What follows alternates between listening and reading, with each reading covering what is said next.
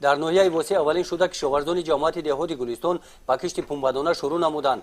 азёни хоҷагии деҳқонӣ ба номи давлатмурод баъди гузарондани тадбирҳои зарурии саривақтии коркарди замин бо риояи қоидаҳои агросаноатӣ истифода аз техникаҳои зарурӣ мақсад доранд ки кишти пунбадонаро хушсифат гузаронанд.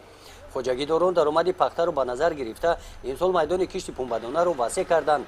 заминҳое ки солҳо боз бекор хобида дуруст истифода карда намешуданд кишти пунбадонаро аз ҳамин гуна заминҳо шурӯъ намуданд, мисли ин замин. ҳамин заминҳо аз ҷиҳати беобии мисол гандам шол мекарданд чанд солам хел мисол мо як ғайрат кардем ки ҳамин заминҳода як пахта бикорем ва оянда умед дорем ки мисол ҳамин заминҳо ҳосил мегирем.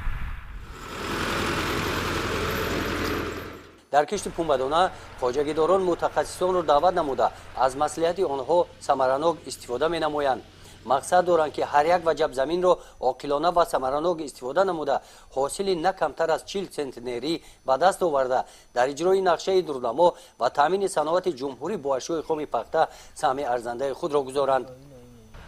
гузориши хоҷа назриев, худойназар зуҳуров аз ноҳияи восеъ барои барномаи иттилооти навид.